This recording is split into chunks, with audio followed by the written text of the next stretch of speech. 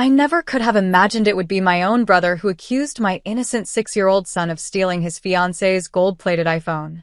Before I could even process the cruelty of the lie, my mother, his own grandmother, struck him hard across the face. The sound of that slap still echoes in my ears. He fell to the ground crying, his little body trembling as the room went silent. And before I could react, before I could reach him, my brother orchestrated something even more shocking. He planted the phone himself and accused my innocent child, a lie that changed the course of our lives forever. My name is Marissa, and I'm 30 years old. Tonight, Boston hums softly outside my window, the hiss of tires on damp streets, a late bus sighing to stop, a siren somewhere far enough to sound like a memory. In the next room, my little boy, Travis, is asleep with one hand curled under his cheek and the other resting on a picture frame he refuses to put away. It's the photo of the three of us, back when the world still felt simple, before the accident, before the moving boxes, before the kind of silence that settles into a house like cold air and doesn't leave. People see me now and think I must have always been steady, built from order and lists and plans. They don't see the years it took to grow that steadiness from places that were anything but. I learned early how to smile without asking for attention, how to finish dinner while voices at the same table talked around me, how to hold my breath and let storms pass without announcing that I was standing in the rain.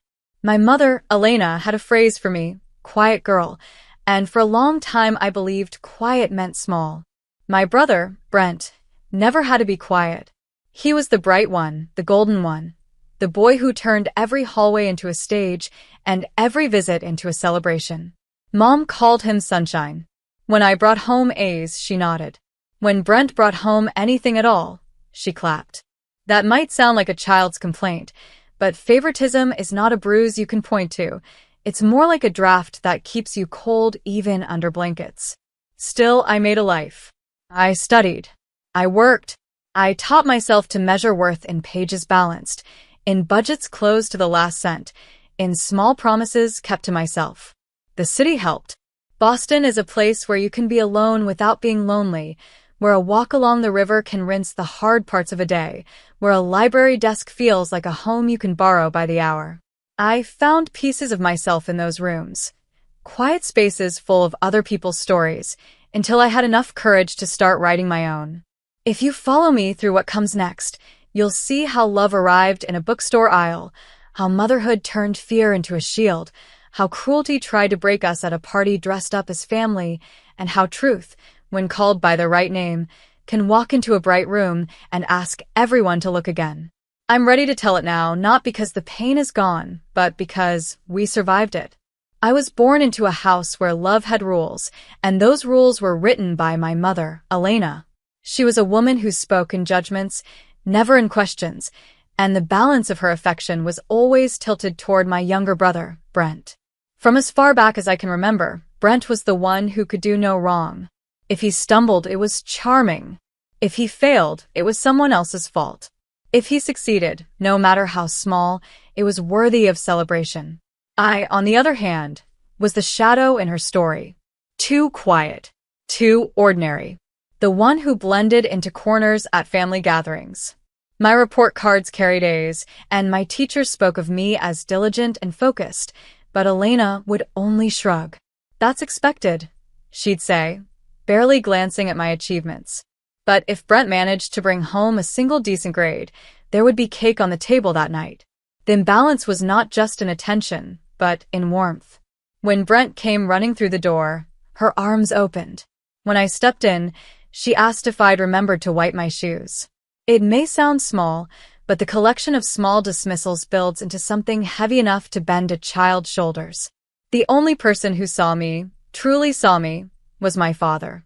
He had a way of pulling me aside after one of Elena's cold remarks, kneeling so we were eye to eye. "You're the heart of this family, Marissa," he would tell me, his voice steady. "Don't let anyone convince you otherwise." He made me believe I wasn't invisible, at least to him. But favoritism leaves marks, even when you try to ignore it. It shapes the rhythm of meals, the sound of footsteps in the hallway, the air of a living room filled with laughter meant for someone else. For me, childhood was not a place of safety. It was a lesson in how deeply silence can hurt. When I was 21, the thin thread holding me together snapped. My father, my only anchor, my safe place, died suddenly of a heart attack. It happened on a plain Tuesday, the kind of day that should have been forgettable. I was at my college library when the call came. I still remember the way my hands shook, the way the words didn't make sense, like they had been arranged in the wrong order. At the funeral, I stood frozen, watching people offer Elena their condolences while she accepted them with stiff nods, her eyes already dry. Brent stood beside her, basking in the attention of distant relatives who praised him for being so strong. The daughter who had clung to her father's every word, felt like I'd disappeared completely. No one noticed the way my knees buckled when they lowered his casket. No one caught the sound I made, half sob, half scream, when the first shovel of dirt hit the wood. After his death, the house changed in ways both subtle and cruel. My father had been the only shield between me and Elena's coldness. With him gone, there was no reason for her to pretend I mattered. She poured herself entirely into Brent, investing in his future, praising his every move, and treating me as though I were an unwanted guest in my own home. Nights became the hardest. I would lie awake in my room, staring at the ceiling, listening to Elena laugh with Brent downstairs, their voices rising and falling like I was eavesdropping on a world that had locked me out. The emptiness spread through me, settling in my chest until it felt like breathing itself was work. That was the year I promised myself that if no one else would build a life for me, I would build it myself. I buried myself in my accounting studies, clung to books and numbers the way other people clung to family. I convinced myself that if I could be strong enough, focused enough, I would never again feel the kind of helplessness that came from losing the only person who believed in me. Life after my father's death felt like walking through fog. I moved from one day to the next with little more than survival in mind: class, work, study, sleep. Love was not something I expected, not something I believed was meant for me. But love has a way of appearing when you least expect it, in the smallest, quietest places. For me, it happened inside a little bookstore tucked between a coffee shop and a laundromat on a side street in Boston. I had wandered in one gray afternoon, escaping the drizzle, looking for nothing in particular. The smell of paper and ink comforted me, steadier than any home I had ever known. I was standing on a stool, reaching for a thick accounting text on the highest shelf, when I felt a hand hover near mine. A deep voice said, "Careful, you'll hurt yourself." I turned, startled, and met the eyes of a man with dusty blonde hair and a gentle smile. He wore a construction jacket, rough around the edges, but his presence was steady, like the ground itself. That was Victor. He plucked the book from the shelf with ease and handed it to me. "Here," he said. "Looks heavy enough to be 2 books in one." I laughed, an awkward, nervous laugh, but it startled me with how natural it felt. We started talking first about books, then about school, and then about life. He told me he worked in construction, that he liked seeing things built with his own hands. I told him about my love for numbers and order, how balance sheets made sense in a world where almost nothing else did. We left the store together that day. He insisted on walking me to the bus stop, holding his jacket above both our heads against the rain. I remember thinking, this feels different. Safe. Real. Our friendship grew quickly. Victor had a way of making me feel visible in a way I hadn't since my father's passing. He listened when I spoke, looked at me directly, never past me. Within months, friendship turned into something deeper. By the time he asked me to marry him, standing outside that same bookstore with a nervous grin and a simple ring, I knew I wanted nothing more than to say yes. For the first time in my life, I wasn't just existing. I was beginning. Our wedding was small, simple, and perfect. We didn't have the kind of money for a grand ceremony, but Victor's friends from the construction site pitched in to decorate the local community hall with strings of lights and borrowed flowers. I wore a modest white dress that I had altered myself, and Victor wore a suit that was slightly too big on the shoulders but fit him in spirit better than anything could. There was laughter that night, the kind of laughter I had never heard in my own family home. For once, I wasn't the quiet girl in the corner. I was a bride, loved and celebrated, with Victor's arm wrapped protectively around me. When we danced, he whispered, "You'll never have to stand alone again," and I almost believed that happiness could last forever. A few months after our wedding, I found out I was pregnant. The news came quietly, on a morning when the sky was pale and still. I held the test in my hands, my heart racing, and when I told Victor, his face lit up brighter than I had ever seen it. He lifted me off my feet, spinning me in circles, laughing until I was laughing too. The pregnancy was not easy, but Victor never let me feel alone in it. He came to every appointment, held my hand through every wave of nausea, and talked to my belly like our child could already hear his promises. "You'll be stronger than me," he'd say, "and smarter than both of us." 9 months later, our son was born. We named him Travis. The first time Victor held him, tears slipped down his cheeks and dropped onto the baby's blanket. "Look at him, Marissa," he whispered. "This is everything." Those first years were the brightest of my life. We didn't have much, but our little apartment in Boston felt like a palace. Victor would come home dusty and tired from work, but he always scooped Travis into his arms before he even took off his boots. We spent weekends at the park, or cooking together in our small kitchen, or simply sitting by the window, watching our boy discover the world. For the first time, I felt like I belonged to a family, not one built on favoritism or cold silences, but one built on love. I didn't know then how short-lived that peace would be. When Travis turned 3, I thought we had finally found our rhythm as a family. He was walking, talking, and filling our apartment with the kind of laughter I used to dream about as a girl. Victor and I would sit at night after Travis fell asleep, sipping tea by the window, and he'd tell me stories about buildings he wanted to design one day, homes sturdy enough to last generations, places where families would always feel safe. I loved those nights. I loved the way his eyes softened when he looked at me, the way he tucked Travis into bed as though our son was made of glass. But happiness has a way of vanishing without warning. It was a Tuesday afternoon when the call came. I remember the exact sound of the phone vibrating on the counter, the way my hand froze over the sink, water still running. The voice on the other end belonged to one of Victor's coworkers, trembling and broken. There had been an accident at the construction site.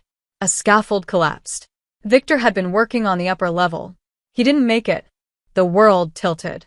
I dropped the phone, my knees buckling, and I remember Travis toddling into the kitchen, confused by the sound of his mother's sobs. I pulled him into my arms, pressing his small body against mine, but no matter how tightly I held him, I couldn't stop the hole that opened inside me. The days after the funeral blurred together. Friends brought casseroles. Neighbors whispered, "Such a tragedy," as though the words could soften anything. Victor was gone, and with him, every plan we had built for the future. Bills piled up. Rent notices slid under the door. With Victor gone, I had no choice. I packed our lives into 2 worn suitcases, lifted Travis into the back seat of a cab, and went back to the one place I had promised myself I'd never return to, my mother's house. Elena greeted me with pursed lips and cold eyes. "So now you come back," she said flatly, glancing at Brent, who smirked like the king of a castle I didn't belong to. I wanted to scream that this wasn't by choice, that I was here because life had torn away everything else. But instead, I lowered my head, carried Travis inside, and braced myself for the storm I knew was coming. Living under Elena's roof again was like stepping back into the shadows of my childhood. Only this time, I wasn't alone. I had a 3-year-old son to shield from the sharp edges of her disdain. Moving back into Elena's house with a 3-year-old on my hip felt like stepping into a cage I had once managed to escape.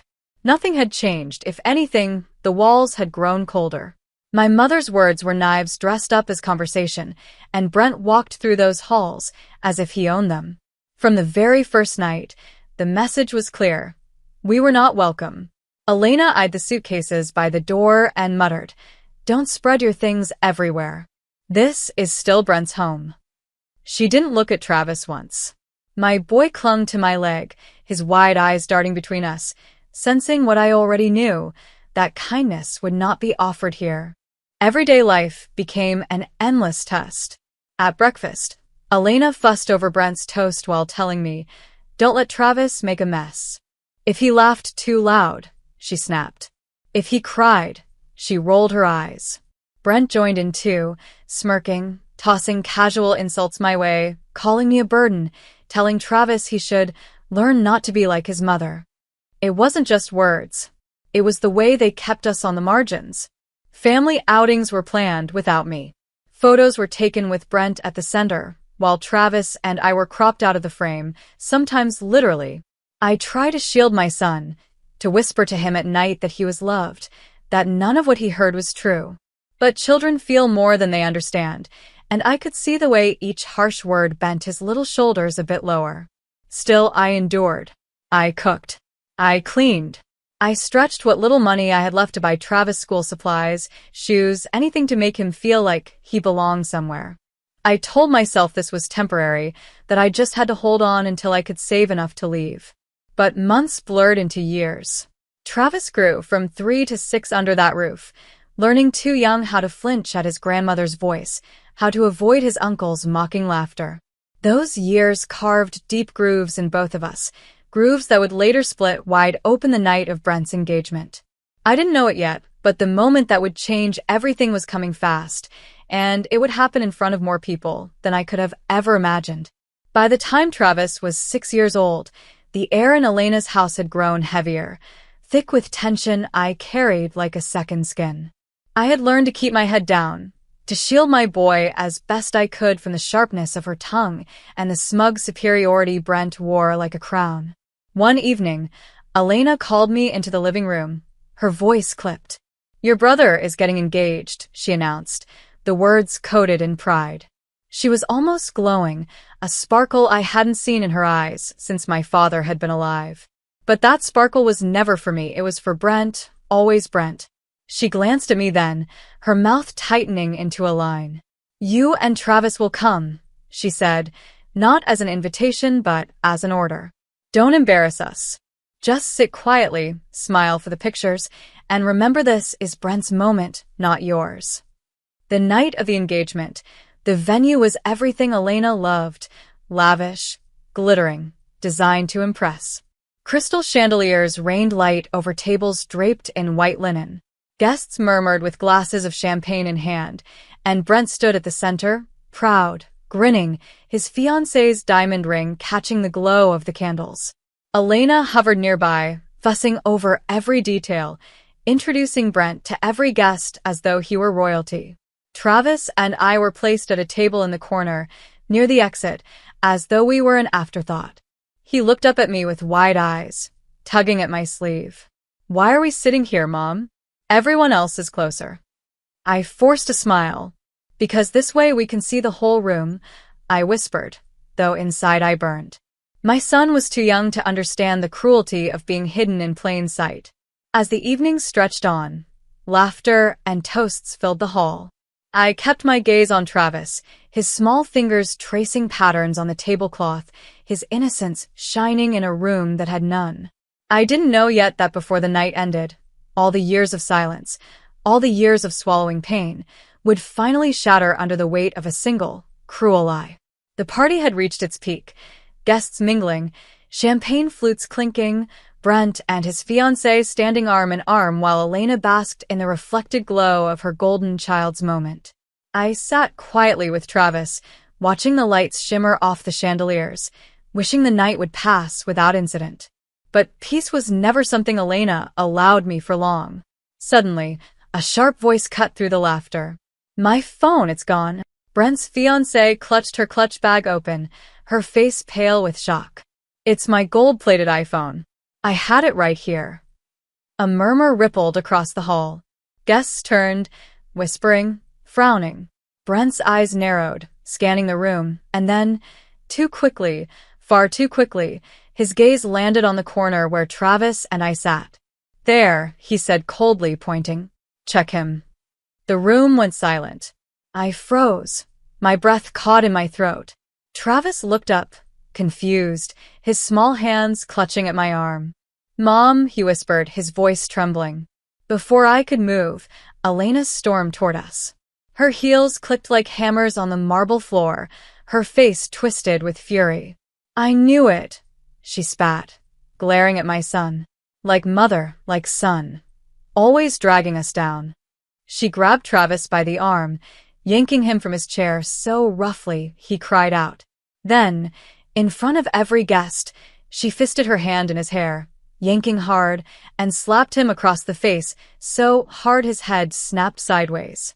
The sound cracked through the room. "Stop!" I screamed, lunging forward, pulling at her arm. "He's just a child. He didn't do anything," Travis sobbed, his small body shaking, his face red where her hand had struck. But Elena only sneered, shoving me back with her free hand. "Your son's a thief, Marissa.